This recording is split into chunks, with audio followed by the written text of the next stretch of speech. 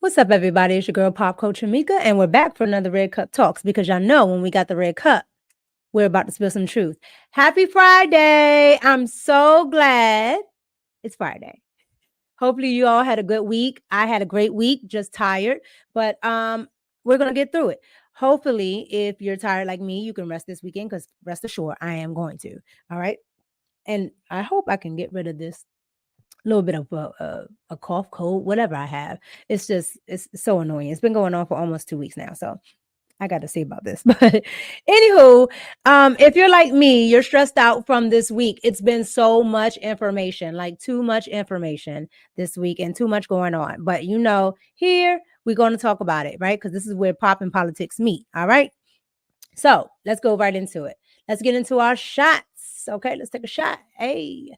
All right. So shots is a portion of the show where I give my opening monologue and I tell you my thoughts. All right. So I think the celebrity influence is dying. And that's why I chose the topics that I chose, as you see on the thumbnail, and why I called it Finish Them. All right. Celebrity influence is dying to me. All right. It's dying because people want authenticity. And authenticity is something that most celebrities don't have. Okay. Most celebrities are, curated. They have a handler. They have to say the right things. They have to vote for the right people. They have to wear the right clothes. They have to act a certain way. They can't just really be themselves.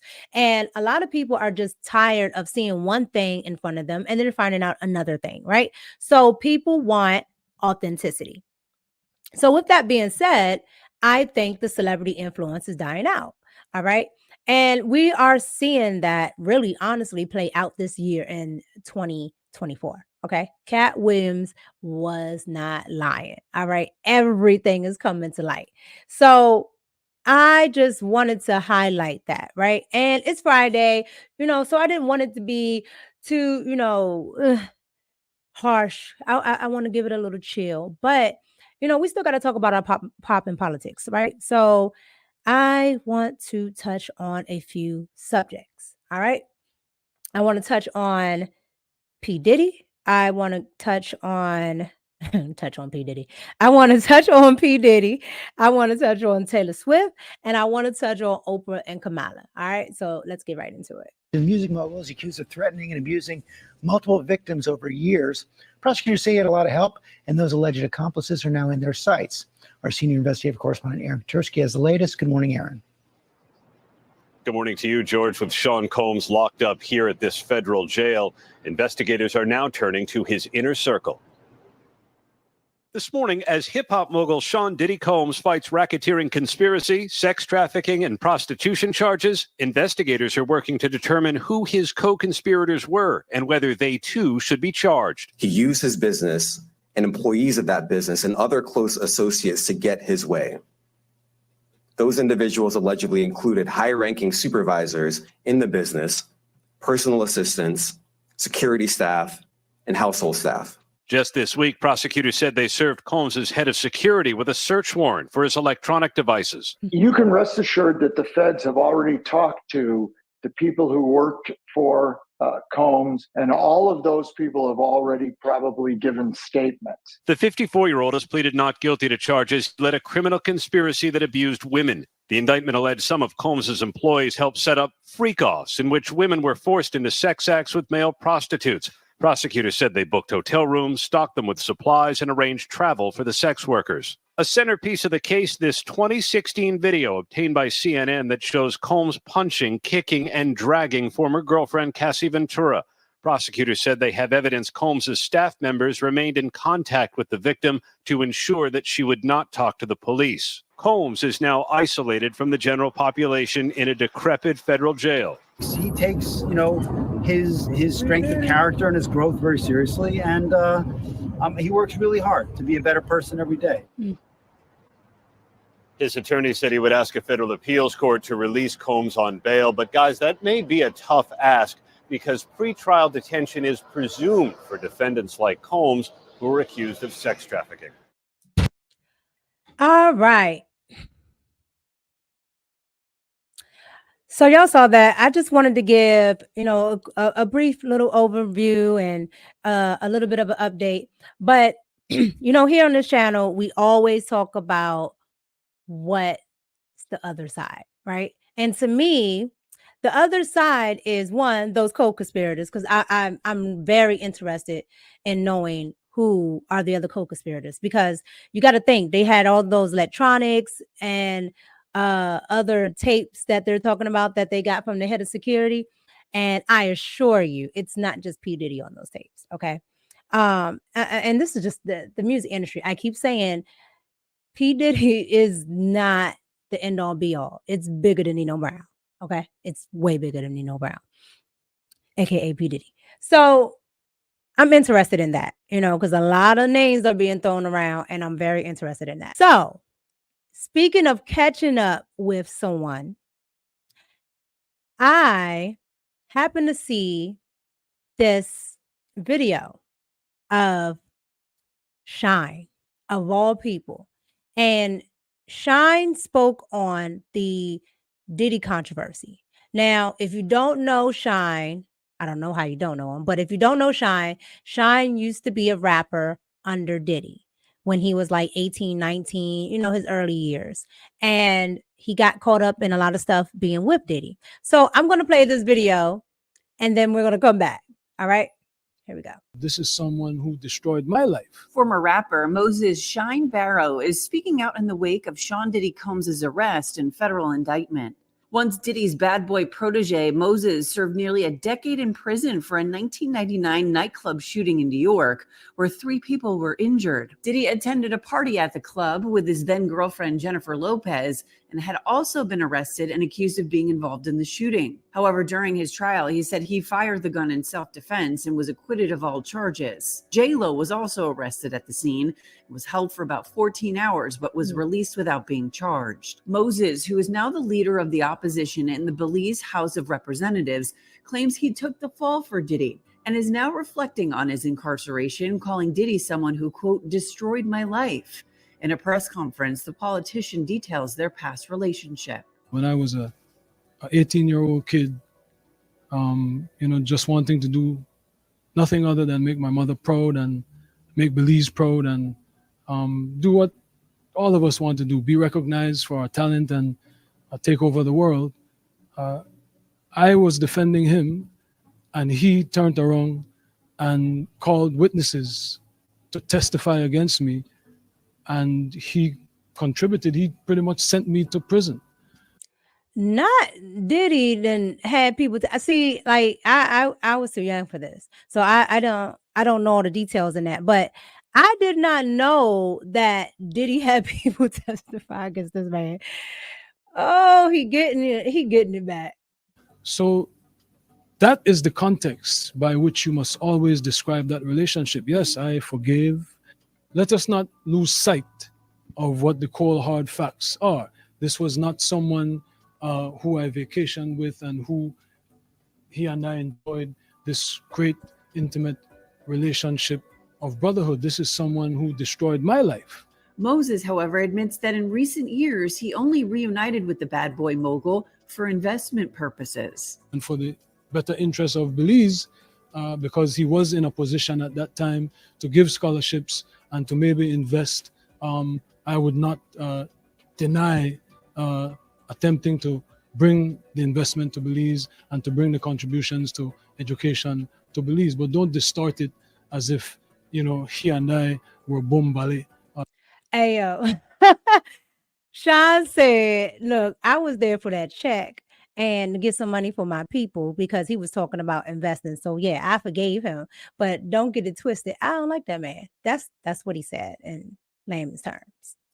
This is someone that destroyed my life. E! News has reached out to Diddy's lawyer for comment about Shine's accusations, but hasn't heard back. The former rapper's comments come after Diddy was arrested on charges of racketeering, conspiracy, sex trafficking, and transportation to engage in prostitution. Diddy has pleaded not guilty to all the charges, with a judge denying bail ahead of his trial. Okay. Surprisingly, somebody that's come out for Diddy is Dr. Umar. Okay. Dr. Umar has come out as a Diddy's, well, I don't know if you want to say it's a supporter, but maybe it's a kind of supporter. I don't know. But Dr. Umar has come out for Diddy and say, what he thinks about the charges and how he feels about the charges. And I'm just looking at all this in totality and really trying to figure out how the community is taking Diddy, because there's a difference between everyday average person support and celebrity support, right? And if you look, I don't see any celebrities coming out for Diddy. I don't see any at all, right?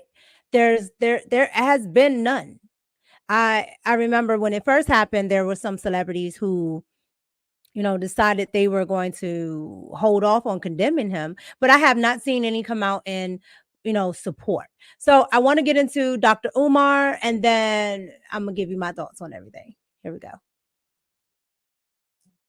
I haven't seen or heard a single piece of evidence against Sean Puffy Gomes. I ain't read it in the New York Times. I ain't read it in the Philadelphia Inquirer. I ain't heard it on CNN. I ain't seen it on headline news. Where is the evidence that Sean Puffy Combs engaged in interstate sex trafficking? I keep hearing about Cassie when I turn on the news. Why are we hearing about Cassie when Cassie has nothing to do with the federal indictment? Now, he has a point there. A lot of people pointed that out, right? Why are we constantly hearing about Cassie? Like, we understand what happened to Cassie, but why do we keep hearing about Cassie? So I thought that was very interesting. So he made a good point there. I don't think any black man should have 1,000 bottles of baby oil. Shut up. I don't think any black man needs 1,000 bottles of baby oil. But I haven't seen anywhere in federal law where owning 1,000 bottles of baby oil is a federal crime. Baby oil is not a federal crime. Stomping out Cassie, he was not charged with a crime. The freak-offs are not crimes. So why do we keep hearing about Cassie? Why do we keep hearing about baby oil? Why do we keep hearing about freak-offs? Where are the federal charges, and why are the charges being sealed? Why did the feds seal the charges against Sean Puffy Combs? I'm going to tell you one reason why the feds sealed the charges against Sean Puffy Combs. One of the biggest reasons they sealed the charges against Sean Puffy Combs is because the evidence is probably weak. A lot of people have been asking for the evidence. So Dr. Umar is making some good points, right? Yes, the man is a freak. 69 God. All right. But at the end of the day, they're not being specific in how this is, racketeering and things like that. Now, we can go deeper and go into the music industry as a whole, and you'll probably find the racketeering right there. But we're not talking about the industry. We're just talking about one man. So I'm very interested in how they are going to put all of that on P. Diddy, right? And how and what evidence they have. So Dr. Umar makes a good, point again. All right. So you have P. Diddy. He's being charged with racketeering and he's being charged with trafficking, right? And just like Dr. Umar said, he's being charged with these things, but they're not actually putting it out there, right? We have the indictment letter, but we don't really have all the pieces, if you will. And I think it's because it's more than Diddy involved. And that's why I'm very interested in those co-conspirators. So I just wanted to bring that up real quick because it's been a topic of the week, right? Diddy has been on everybody's mind, everybody's brain. Even if you're not into hip hop, you're into something that Diddy has been involved in. Politics. I told you pop and politics go right hand in hand. So politics, music, alcohol, nightlife, clothing. in some form or fashion, you've had a run in with P. Diddy, Puff Daddy, Brother Love, whatever. All right. So I'm gonna leave that there with P. Diddy. Let me know what you guys think about all of that in the comments. I just thought it was very interesting. It was very, very interesting. So I want to move on to our next topic. Here we go. Taylor Swift. She's getting a swift backlash. Okay. Taylor Swift is arguably the biggest artist in the world. Maybe Drake might compete with that, but Taylor Swift is pretty much the biggest artist in the world. All right. And everyone was waiting to see if she was going to say anything in this election, being that it's such a historic election and they're with her. If you've watched this channel, you already know what I think. I am not with her. Okay. I can't do it. But you are allowed as an American to vote your interests. So vote how you will. But everyone was waiting to see what she was going to do. And Taylor Swift decided to come out and support Kamala, right? And everyone just thought that Kamala was going to get this big push because Taylor Swift has a lot of young voters, which right now Kamala, has been struggling with a little bit, right? And so they were just, energized when she came out with that because she put a link on her social media and it got like over 300K links to, go register. Not 300K registered, 300K went to the site, right? So by that, they thought, hey, we probably got something good going on. Well, they're wrong. So what's happening is it's backfiring. Taylor Swift, I guess she didn't really think about her audience as a whole. And maybe she just thought her whole audience was just going to be just a bunch of liberal girls and women. Well, turns out a lot of her audience are conservative women, which makes sense because she started out as a country artist. Okay.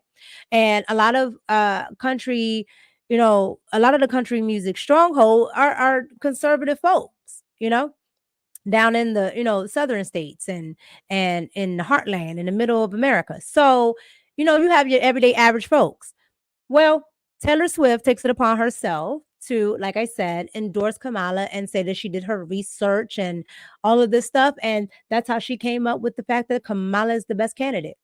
Well, a lot of her fans thought differently, and one of her fans decided to write an open-end letter. So the first video I want to get into is the whole movement with Taylor Swift fans rebelling against her and, doing it up on TikTok. Here we go.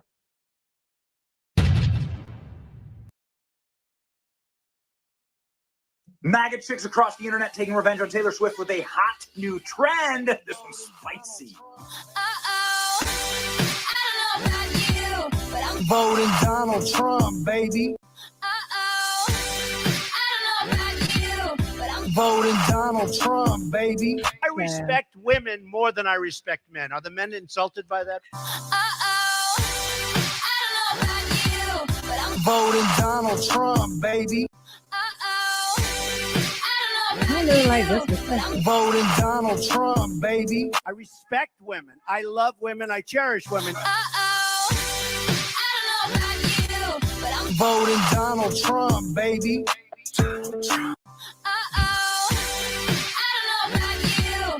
Voting Donald Trump, baby. Voting Donald Trump, baby. Nope. Child, listening to Taylor Swift go, 1,000 times will give you a headache. I ain't even gonna lie. All right. So just wanted to have a little fun there, but that was the start of the backlash, right?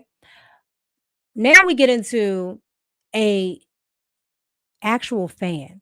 And I thought this was so well written. Okay. The fan decided to write an open letter to Taylor Swift. And when I tell you she read Taylor for the filth, she read Taylor Swift. And mind you, she's a fan. So she definitely likes Taylor Swift. But the thing about it is, Taylor Swift, I don't think she weighed the options of going in and actually putting her endorsement to a candidate. She says she did the research, but I don't know. So I want you guys to hear the fan and what she had to say to Taylor Swift. Okay. Here we go.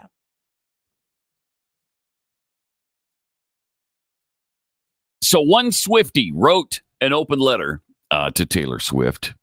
I guess she's got somebody in her crowd who's not a sheep, which is nice to see.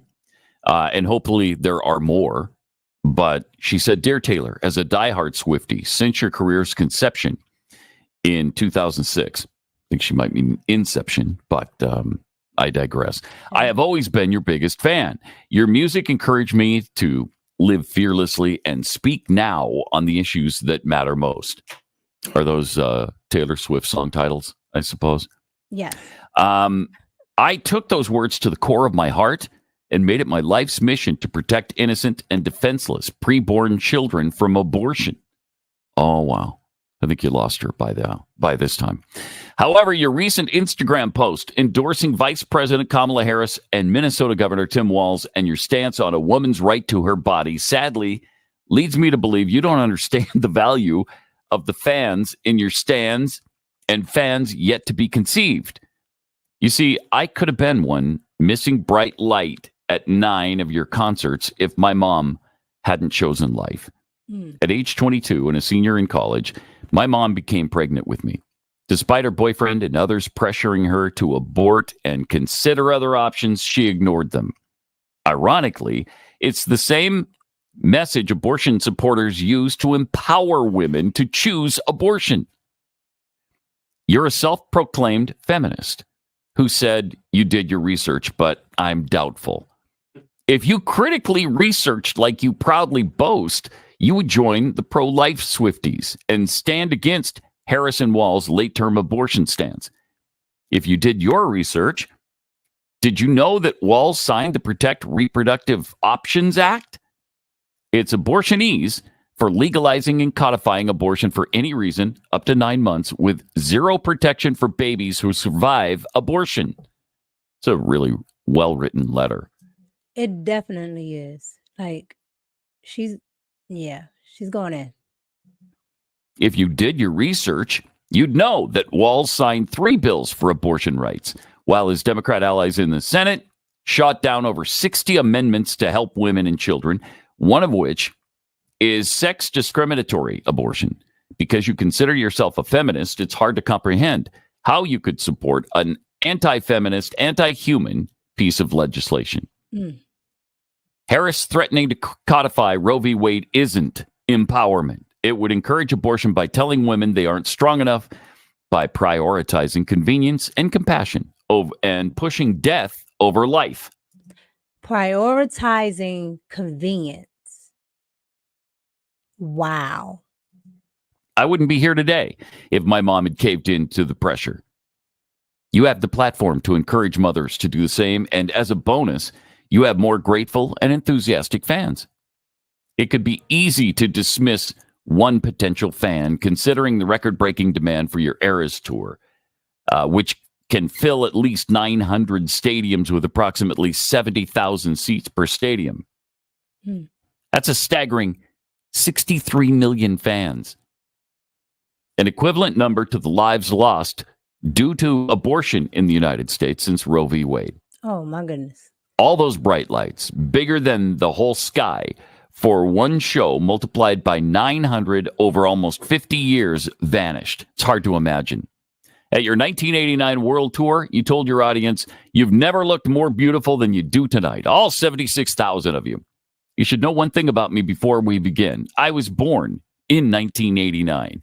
Your mom gave you life, but remember that your entire fandom would not be here today if their moms didn't embrace life. You and everyone else deserve a birthday. But back to your endorsement. Your statement isn't merely a political statement, whether intentional or not. It's a morally void one. Even if it's an unpopular opinion amongst this generation or among women, even you, Taylor Swift, will not convince me to stop standing against the poisoning, suctioning, and dismembering of a human child. Wow. When I tell you, whoever this person is, wow. And the reason why I say that is because you got to think. I guess the Swifties are a diehard fandom, right? I like Taylor Swift music, but I'm not a Swiftie, right? Here's the thing. That fan broke it down in numbers, broke it down ethically, broke it down from pop culture, and broke it down, I guess, from, women's rights, feminism, whatever, right? And so it was a really good letter, right? And so I wanted to touch on that because everyone was talking about Kamala Harris getting this endorsement from Taylor Swift and what it would mean, and it was the biggest thing ever. But I really don't think Taylor Swift really thought about the backlash, right? So you had Newsweek run a story, and you had the New York Post run a story about all the backlash and about how the polling numbers didn't fare well, meaning it had no effect, like literally no effect. And I was just like, yeah, makes sense, because you got to think everybody in this day and age is going to think how they think, right? Celebrities don't have that influence like they used to, right? They don't have that hold. We have access to more information. Information is everywhere, right? The same way you can get good information, you can get bad information, but it's everywhere. So there's no way that one group of people would have a hold on a whole entire, 8 billion people. So, I just thought it was really good that, these fans and these women were pushing back on a narrative that all the Taylor Swift fans are like that, or all women just fall into this, consorted effort to push whatever, the liberal agenda is. So I always love to see that. So let me know in the comments what you guys think about that. All right. So now I want to move on to the main event of the evening. Yes. Miss Kamala Harris. I'm sorry. Miss Kamala Harris. Because y'all will be in my comments. You said that wrong. Miss Kamala Harris and Oprah. All right. You guys already know what I think about Kamala. I'm sorry. Kamala. You guys already know what I think. However, I don't understand why her team keeps doing this. Okay. We had Kamala at the National Association of Black Journalists earlier in the week. That was a disaster, right? Because she keeps saying the same things. I'm a middle class kid to every question, burdening us when she's supposed to be unburdening us. But whatever. I'm just sitting there thinking, why do they keep doing this to her? And they throw every celebrity out there thinking that if we see Oprah, if we see Taylor Swift, if we see, I don't know, whoever, that we're all of a sudden gonna, be starstruck. The DNC was star-studded. Okay, a lot of those people I grew up on. Little John was there. They was getting it in. They was growing. DNC got that money. Okay, cool. But it doesn't sway a smart voter. Voters aren't swayed, smart voters anyway, aren't swayed by what a celebrity chooses to do. That celebrity doesn't have your issues. That celebrity doesn't have your financial woes. Most of the liberals were talking about they couldn't afford, their college loans. Most of your celebrities don't have that problem. And if you think they're fighting for the little man, you are sadly mistaken, because they're in a different tax bracket. And what the liberals will tax you on, I assure you, they don't like it. But a lot of them will say one thing in public and do something behind your back, which is the reason why I think the celebrity culture and their influence is going. So again, yesterday, Oprah sat with Kamala and she did an interview. So I want to get into some of the highlights and the points from that, and then we're going to come back and talk about it. Now the Harris-Walz ticket is on track to do fewer interviews and news conferences than any major party's presidential pairing in modern U.S. history. It's been 45 days since the Harris-Walz ticket formed. Since then, they've only done a combined 15 interviews. And that's combined. And she just said that they're on track to do less interviews than any presidential candidates. And I don't want to hear that. It's a short amount of time. They could do, you could speak to the media at any time. Like, they don't like putting her out there. That's the problem. But I digress. Former President Trump and Vice President, Republican Vice Presidential nominee J.D. Vance have done 55.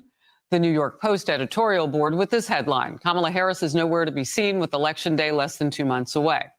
And last night, another softball interview for the vice president with Oprah. What would be specific steps to strengthening the border? So it's a wonderful and important question. My background was as a prosecutor, and I was also the elected attorney general for 2 terms of a border state. So this is not a theoretical issue for me. This is something I've actually worked on.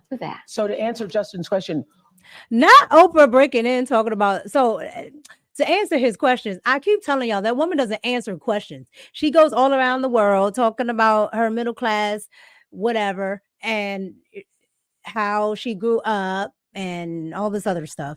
And she never answers the questions. I think she just forgets the question. Because she does so much word salad, I think she forgets the question. I honestly do. I'm going to give her an out. I think she forgets the question. If she stops with the word salad, it just answers the question. She can word salad, the rest of it. But she never answers the question. Oprah had to step in. That's ridiculous. Because you're not answering the question, woman. Oof. Now that bill has gone and hasn't passed, will you reintroduce that? Absolutely. At the debate I'm a gun owner. Tim Walz is a gun. I did not know that. If somebody breaks in my house, they're getting shot. Yes. I hear that. Probably should not have said that. But my staff will deal with that later. Yeah. We are an optimistic people. Americans, by character, are people who have dreams and ambitions and aspirations. We believe in what is possible. We believe in what can be. And we can be unburdened by what has been. And we believe in fighting for that. That's how we came into being. Well, look, on that gun issue, as they were joking around and you're a gun owner, I didn't know all that. We learned from that Philadelphia journalism interview that she did at the ABJ. And that was also one that didn't have a lot of, re-asks and follow-ups, but they did on the topic of guns, because she said that at one point she had protested against gun legislation, some of it, at a gun show.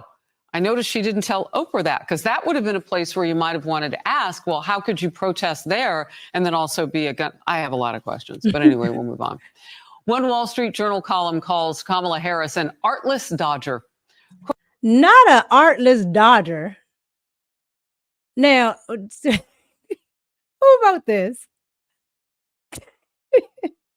It's Friday. Quote, that isn't the answer of a candidate trying to be forthcoming and using her limited time in an attempt to be better understood. It is the sound of someone running the clock out.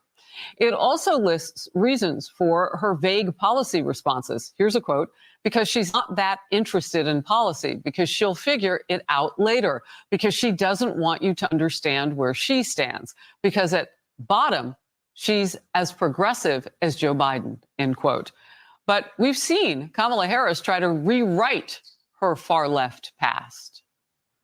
There's no question I'm in favor of banning fracking. Do you still want to ban fracking? No, and I made that clear on the debate stage in 2020. As vice president, I did not ban fracking. As president, I will not ban fracking. Listen, I think there's no question that we've got to critically re-examine ICE and its role and the way that it is being administered and the work it is doing. And we need to probably think about starting from scratch. I believe there should be consequence. We have laws that have to be followed and enforced that address and deal with people who cross our border illegally. Well, I guess it would be different if what she said then was like 25 years ago, but it wasn't. This is the second time she's run for president. So we have a pretty good idea of where the tape is, where the receipts are. They're not that old. The VP has also reversed on several other policies from not too long ago. In focus now, Lisa Booth, Fox News political analyst. Lisa, first of all, just your thoughts on her recent exposure to the press, if you will, and we'll include Oprah and those journalists as well. Well, you know, she kind of says everything without really saying anything.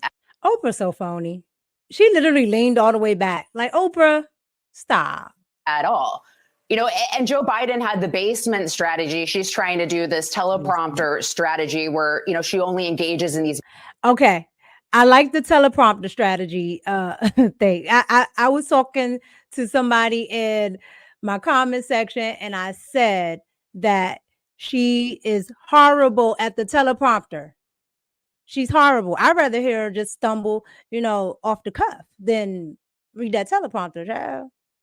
Very controlled environments. Obviously, Oprah is a big Democrat donor. So she knows she's not going to get pressed. She's not going to get those follow-up questions that you mentioned. But the challenge for her is it was easier for Joe Biden to do the basement strategy during COVID when everyone was hiding in their basement. But it's harder to do this for her when Donald. You see all these celebrities, Julia Roberts, Tracy Ellis Ross. I don't know why I'm forgetting that name, but you know, doing all of this, and you're just like, oh, you know, Oprah can take and bring all those people in because Oprah is a, you know, solidified star. She definitely put in the work. But here's the thing. Oprah can bring as many celebrities as she wants. It's not going to work because the average everyday person does not identify with these celebrities. Donald Trump's out there. He's doing all these rallies. He's doing Gutfeld. He's doing interviews with Yvonne. He's doing a totally uncontrolled interview with Elon Musk on X. Look at him. And so the contrast is just so clear. And I think that's why you're seeing even media outlets like Axios finally calling her out for dodging the press. I want to get into the Teamsters situation. That union, huge labor union in this country, 1.3 million members, has announced it will not endorse either presidential candidate. And this is the first time since 1996, so 28 years, that the Teamsters have not backed the Democratic White House nominee. Here's what the union president told CNN. This is a wake-up call that the system is broken. It's far too long that the Democratic Party, and I'm a Democrat, has just got their way. We need to hold them accountable. But this is an opportunity as well for both parties to take a hard look. Well, some of the liberal media are not telling the entire story. According to the conservative-leaning Media Research Center, ABC, CBS, and NBC failed to tell viewers about a poll of Teamsters rank-and-file members. Yep.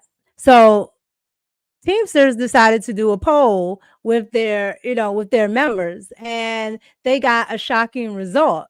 And then decided that they weren't going to endorse any candidate because it didn't align with what, you know, the owners usually have and, you know, coincide with. And they decided they weren't going to do it at all. Sounds familiar. Sounds just like a Democrat. That nearly 60% support former President Trump. One pro-Trump Teamsters member says this. It really surprises me that we're not supporting the one that actually overwhelmingly won this race, and it's sad. I'm really sad that he did not look at the numbers, because when we do a vote in the Teamsters, If it's 51%, you won that race. Now, going 60, come on, man. You could do better than that. So I'm wondering about just the viability and the reason for unions at this point if they're not going to represent the opinions and the beliefs of the people who pay them to represent them. I mean, should they get a discount now because the Teamsters isn't representing their support of Donald Trump? Well, and we'll see what sort of uproar, we see from all of it. But look, we all know that a non-endorsement is an endorsement here when they've endorsed every Democrat for decades. And why, of course, they're going to support Donald Trump in this race. You're talking about blue collar workers. Many of these individuals work with their hands, right? They're willing to get their hands dirty for a living. And Kamala Harris picks a vice presidential candidate who wants to put tampons in the boys' bathroom. And then beyond that, how can they trust her on any of these issues, right? She previously supported fracking. Now she's saying, she doesn't, she wants to push for electric vehicles. She's going to kill a lot of the jobs that they have. Whereas with Donald Trump, they know where he stands. He's already been president. They can trust him on these issues. Also, I think the broader issue for her with the dodging the media and the flip-flopping and all this other stuff is it comes down to a perception of weakness. And that's actually the same problem that Joe Biden had. Obviously, he had the age, but behind the age was weakness. It was the lack of fortitude, the inability to do the job. Yep. She has that same problem. I mean, this is someone who is not willing to engage with the media that gives her 84% of coverage. And we're in a world of chaos right now. Chaos with the economy, chaos with the border, chaos globally as well. And she's too weak for the job. And so I think that's also reflected in those Teamster numbers as well. So look. This is going to be an election. I'm telling you. Like, this is wild. All right. I wanted to play all of that because I wanted you to see exactly what everybody is seeing. All right. All week, we've been arguing and debating about, policies, her being exposed, all of this stuff, right? We've been debating that back and forth, her record, her non-record, what she's done as vice president, all of this stuff. We have been debating. But it's not working. So I want to move into my last call because I told y'all we weren't going to be long. It's Friday. I'm trying to go. Nah, but seriously. I want to say this in my last call. It's the celebrity versus the rank and file. Okay. The Democrats, they have all these celebrities. They're all coming out saying, hey, we support her. And if you know anything about Hollywood and the entertainment industry, at the end of the day, you have to fall in line. You want to be at these nice parties, these big parties, know who's who, this, that, and the third, which is nothing wrong with, right? But a lot of the times, if you want to be the top of the top, you got to fall in line. Okay, that's what we're learning with Diddy. Okay, that's what we've learned with Harvey Weinstein, and so on and so on. And that's what happens also in politics. It's not just pop. All right, and they go hand in hand. One hand washes the other. Diddy has plenty of celebrity politicians on there, okay? Because a lot of the times politicians end up being celebrities, right? So you have, somebody like Barack Obama, okay? He's a celebrity and a politician. You have someone, Ronald Reagan used to be in the entertainment industry, right? JFK, was a prominent figure, and he had, Marilyn Monroe, who was an entertainer around him all the time, him and the family, you know what I mean? So it's hand in hand. Like, this stuff goes together. Entertainment industry and politics, it goes hand in hand. So a lot of the times they use the entertainment industry to do exactly what's there, entertain. You had Megan Thee Stallion twerking at Kamala Harris's event, rally, whatever, right? You have the entertainment industry doing these things. But this is 2024. Nobody cares, right? We may like that artist or we may like that celebrity, but They're not in our pockets. They're not in our homes. They're not in our everyday lives, right? And at the end of the day, what's going to matter is the policies. I keep telling y'all this every day on my channel, every day that you watch anything. Policy matters. Nobody cares if you're nice. I want to know that what you're planning to do is going to help me. If you're smiling and you have nothing for me, it's not going to work for me. It's not going to help me. And I think, I really do think the celebrity class is getting a wake-up call because the rank and file outnumbers them. The average everyday American outnumbers celebrities, politicians. They have the power. And they're finally starting to speak up, starting to use it. I think it's about time. So at the end of the day, they're about to be finished. Finish them. That's what I say. But let me know in the comments. You may think differently. You may think celebrities do have a big influence. I don't. I never have. But you may think differently. You may think differently in the chat. Let me know. All right. It's Friday. Enjoy your weekend. Do something nice. Do something fun. Get out the house. Get some vitamin D in your life. And just be well. It's your girl, Mika.